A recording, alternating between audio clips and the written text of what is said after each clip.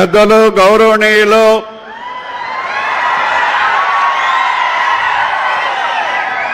మన చీపురుపల్లి పట్ల అపర భగీరథులు తోటపల్లి తీసుకొచ్చినటువంటి మన గౌరవ ముఖ్యమంత్రి శ్రీ నారా చంద్రబాబు నాయుడు గారికి,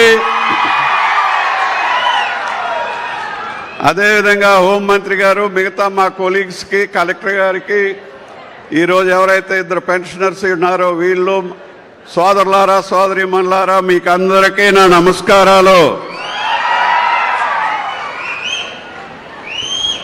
సారణ అపార భగీరథులని ఎందుకన్నానంటే, ఈ భారతదేశం మొత్తం మీద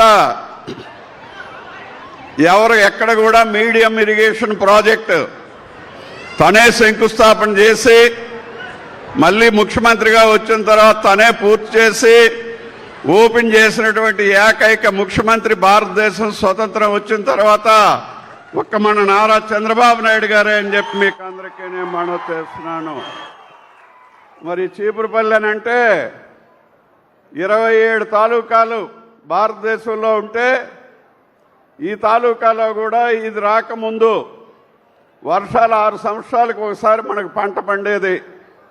కరువాకులు అనేవారు ఈ ప్రాంతాన్ని, ఆ రణస్థలం ఏరియాని, అలాంటి ప్రాంతానికి నీరు తీసుకొచ్చి ఈరోజు సస్యశ్యామలం చేశారు. మరి ఏడాది ఉండేటటువంటి ఆ చివరి వరకు కూడా మధ్యలో వచ్చినటువంటి ఒక దెయ్యం వచ్చింది. ఆ దెయ్యం వల్ల 5 సంవత్సరాలు కూడా పూడికి తీగిపోవటం వలన నీరు రావడం, 5 సంవత్సరాలు పంట లేదు. మళ్ళీ తెలుగుదేశం వచ్చింది, చంద్రబాబు నాయుడు గారు వచ్చారు. ఈ ఏడాది తప్పకుండా లాస్ట్ ఇయర్ పండింది, ఈ ఏడాది కూడా అదే విధంగా తెలుగుదేశం ప్రభుత్వం పండిస్తుంది అని చెప్పి మీకు అందరికీ నేను మనవి చేస్తున్నాను. ఇదే కాకుండా మనకి అనేకమైనటువంటి అప్లికేషన్లు వస్తున్నాయి. సార్ పెట్టినందువల్ల 27 మీటర్లు, 16 మీటర్లు, 18 మీటర్ల పైనే ఉండేటటువంటి గ్రౌండ్ వాటరు ఇప్పుడు ఈ వేసవికాలంలో 9 మీటర్ల వరకు వచ్చింది ఆ తోటపల్లి రావడం వలన.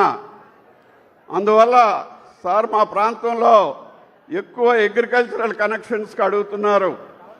ఈ 2 పంటలు పండించుకోవడం కోసం, హార్టికల్చరు మరి చెట్లు వేసుకోవడం కోసం, పండ్ల చెట్లు వేసుకోవడం కోసం, అది కూడా దృష్టిలో ఉంచుకొని మరి మీ అందరి అవసరాలు ప్రభుత్వం తప్పకుండా తీరుస్తుందని చెప్పి మీకు అందరికీ నేను మనవి చేస్తూ, అలాగే మన చీపురుపల్లికి సంబంధించి కరెంటు కానీ ఎక్కడా ఆగకుండా ఇస్తున్నాం. మరి మనకు ఆర్ఈఎస్ సమస్య ఉంది, ఆ సమస్య సార్ దృష్టిలో పెట్టి దాన్ని కూడా పరిష్కార మార్గానికి తీసుకొస్తాము అని చెప్పి సార్కి చెప్పి తీసుకొస్తామని చెప్పి మీకు అందరికీ నేను మనవి చేస్తూ, మనకి కొత్తగా మొన్న విశాఖపట్నంలో జరిగినటువంటి ఆ మీటింగ్లో ఉన్న మీ ఇండస్ట్రీస్ అన్నీ పోయినాయి. కాంగ్రెస్ టైంలో 20 ఏళ్ళు ఇక్కడ వెలగబెట్టినటువంటి పెద్దలందరూ మరి వాళ్ళ హయాంలో మరి మనకిక్కడ ఉండేటటువంటి ఫ్యాక్టరీలన్నీ మూతపడిపోయినాయా లేదా? మూతపడిపోయా లేదా? మళ్ళీ ఇప్పుడు ఒక స్టీల్ ప్లాంట్ రావడానికి వాళ్ళకి పెర్మిషన్ ఇచ్చారు.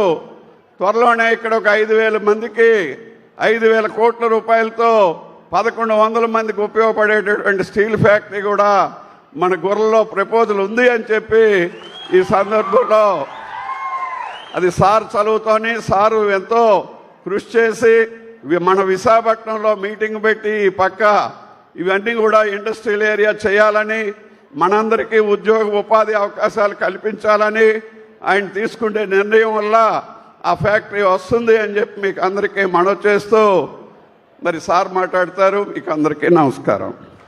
గౌరవ చీపురుపల్లి శాసనసభ్యులు కిమిడి కళా వెంకటరావు ధన్యవాదాలు తెలియజేస్తూ